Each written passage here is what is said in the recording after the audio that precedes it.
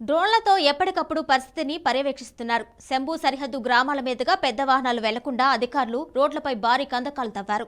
ప్రభుత్వం ఎలాంటి చర్యలు ఉపక్రమించినా తమ డిమాండ్లు నెరవేరే వరకు వెనకడుగు వేసే ప్రసక్తి లేదని రైతు సంఘాల నాయకులు స్పష్టం చేశారు.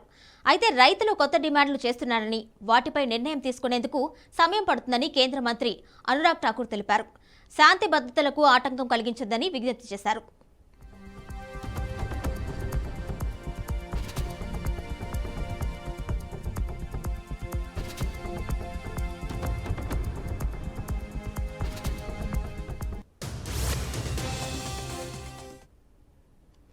రైతుల ఆందోళన నేపథ్యంలో రాజ్నాథ్ సింగ్, అర్జున్ ముండాతో పాటు సీనియర్ మంత్రులు సమావేశమయ్యారు. రైతుల సమస్యల పరిష్కారంపై చర్చించారు.